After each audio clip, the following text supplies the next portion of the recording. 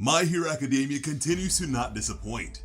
This week there is more Shigaraki, more Deku, and finally, we get Deku's reaction to Bakugo's death. I wasn't expecting it this soon, but Horikoshi is really treating us, so let's dive right into this breakdown. Chapter 367, titled Deku vs. All for One, begins with a flashback. As Deku flies over the ocean, we learn exactly what was flying towards him. For any Star and Stripe fans, congratulations. Why? Because it was none other than Star's Jet Squad heading to Deku, which we were hoping for as it felt like a loose end we needed to visit. That being said, the young hero is surprised to see the squadron. Their leader tells Deku, "School bus, here to pick you up." Honestly, I like the comparison to a school bus. After all, Deku is meant to defeat the ultimate evil, and he is not even a second year yet. Plus, it's good we have finally resolved this cliffhanger. Deku had been flying over the ocean for quite a while now. Speaking of, we went back and forth on whether or not Deku meant friend or foe. I'm happy we are indirectly seeing more of Star's influence too. The last few chapters have proven her sacrifice wasn't just a nerf for Shigaraki. Thankfully, Deku graciously accepts the ride. He uses Black Whip to slingshot himself from jet to jet. Honestly, this movement reminds me of Spider-Man. It's good to see those hero references are still alive and well. As he travels, the leader tells Deku something rather surprising, that they weren't meant to pick up Deku. They were supposed to defend the aerial space around UA. Hearing this, the young hero immediately apologizes, but the leader of the squadron doesn't mind. He tells Deku that they are all counting on him. Despite orders to retreat, they decided to stay in Japan, which is brave and shows how dedicated they are. The leader then says that they stayed because our sister decided to gamble everything on you. Once again, it is alluding to the Shigaraki and Star fight, although that isn't all that the squadron leader says. He also states that because All Might entrusted One for All to Deku, everyone will pave the path to victory. Right now, all Deku needs to focus on is defeating the greatest villain to ever exist. And this is where this quick flashback concludes. We are thrust back into the Deku vs. Shigaraki fight. The ultimate evil calls him out by name, but is met by a shoot-style kick. The same kick we left off with in the last chapter. Mirio, seeing the final One for All holder arrive, begins to form a massive grin on his face. And I'll admit I am pleased to see Mirio more optimistic now. Despite the comedy of the last chapter, he seemed genuinely afraid and disheartened. Perhaps Deku's arrival will be the miracle moment that begins to change the tide. The heroes have been having a rough time for a while now. They need to start getting wins. Deku's kick makes Shigaraki wonder if Deku has gotten stronger. Plus, Shigaraki seems dazed from the attack, but spoiler alert, he has gotten stronger, and I cannot wait to see Deku versus Shigaraki. The Decay villain is a beast without quirks, so the grudge match will be amazing. Besides Deku's strength, Shigaraki notices something else. Around the hero is the glow of the third user. As a refresher, the third's quirk is Fajin, which works by building up kinetic energy that can be released later on. It's interesting to see Deku use this again, considering Fajin can facilitate a faux 100% smash. I really want Deku to produce a 100% smash before the end of the series, but we'll wait and see. Either way, there's also a panel of the third user looking rather beaten and bloody. It's interesting that Shigaraki, or All for One really, remembers the third user like that. Though let's talk about what Deku's kick does. It sends Shigaraki tumbling back, which was satisfying to see. Shigaraki has been a menace, so he deserves being kicked down a few pegs. Like a fly hitting a bug zapper, Shigaraki crashes into the electromagnetic barrier. Again, another gratifying moment. Right after, the UA computer team announces to Mandalay that Deku has made it inside of UA. Immediately, Deku apologizes for being late and asks about everyone's condition. Finally, we have reached one of the most anticipated scenes. Many fans have speculated on Deku's reaction, but at long last, we have it. He sees a chaotic battlefield. Fingers are strewn across the ground and scatter debris. But more importantly, Deku sees Bakugo lying motionless. The panel itself is really somber. Amongst the wreckage is a lone Bakugo laying perfectly still. Seeing his frenemy like this causes disbelief to wash over Deku's face. He wasn't expecting everyone to be in such terrible condition, nor was he anticipating a dead Bakugo. Yet here we are. Then Deku notices the bloodied All Might card next to his fallen comrade.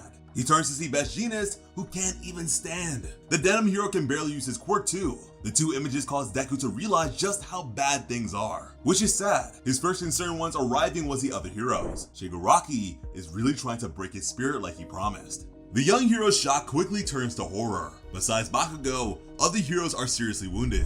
Nejire is lying unconscious with a head and torso wound. Tamaki is still clutching his stomach, no doubt fighting off a killer tummy ache. Lastly is Miruko. Somehow, she managed to get down from the tree.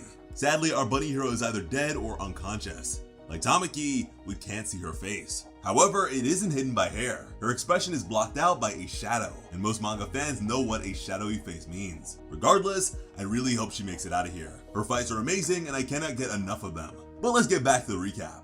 Shigaraki adds insult to injury as he begins to berate Deku. He mocks the young hero by asking, "What's your excuse for being late to the party?" I will admit it is a bit funny that Shigaraki calls his disaster a party. Weirdest one I've seen, that's for sure. He comments that Toga must have kept him busy. It's sad to know that this accidental diversion from Toga has worked in the villain's favor to this extent.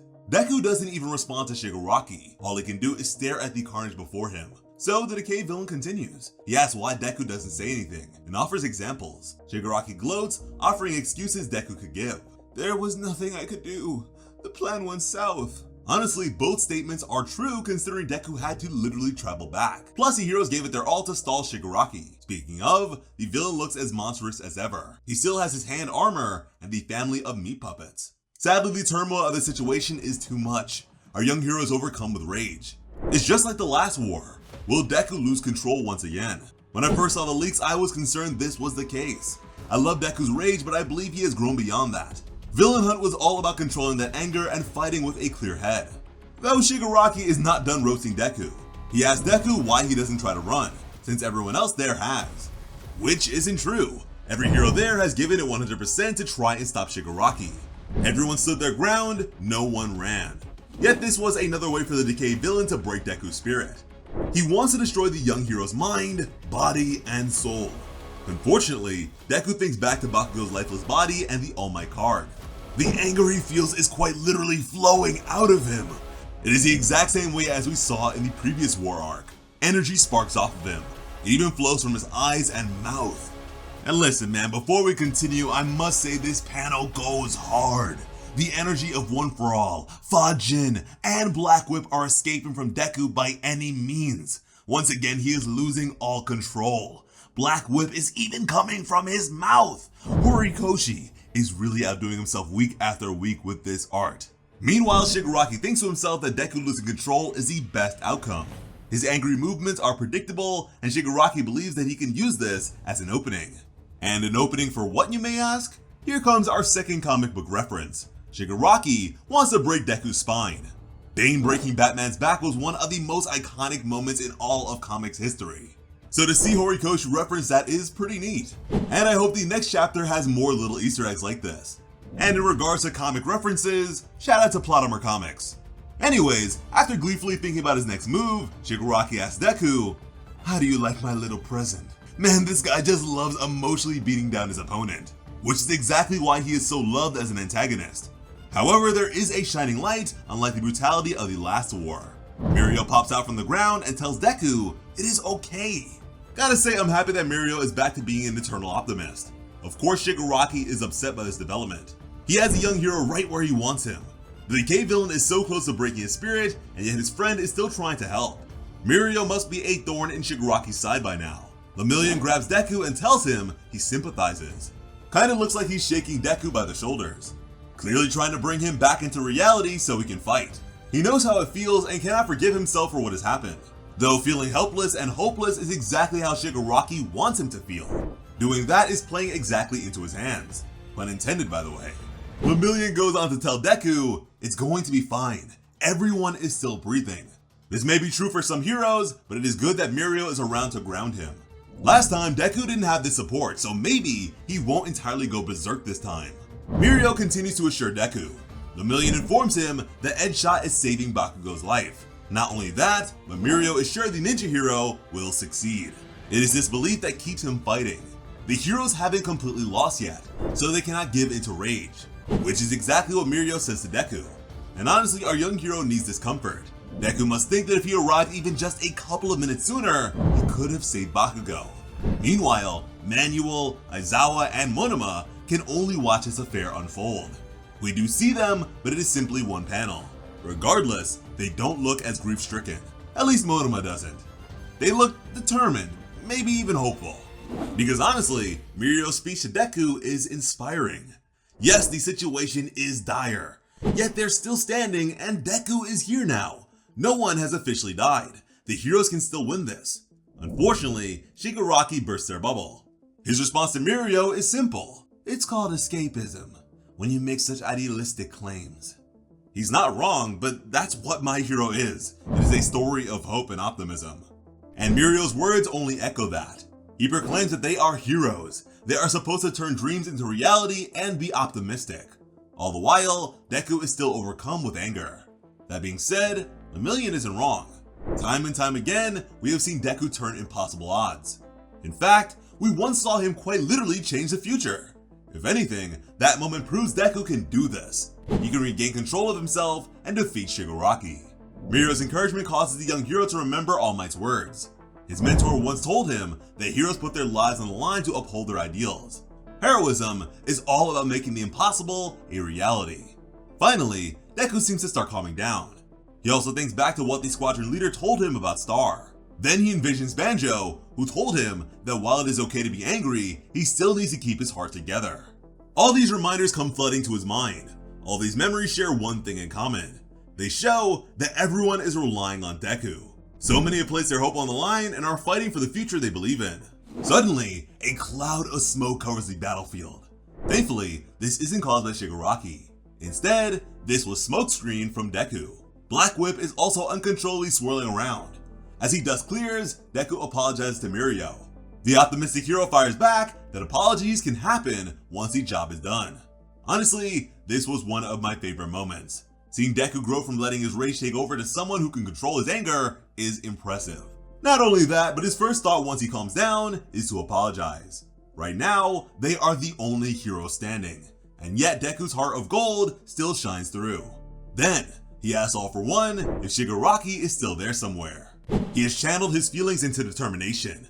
It is written all over his face. Plus, Deku has used Black Whip to create a scarf, which reminds me of Aizawa. Behind him are the vestiges, except All Might's and Yoichi's. Strange, but there's probably a reason for that. Either way, Deku might be trying to get through to Tenko right away. Despite his utter fury, he still wants to save the little boy inside, which is honestly admirable. Shigaraki has destroyed so much. To still see him as salvageable is very much within Deku's wheelhouse.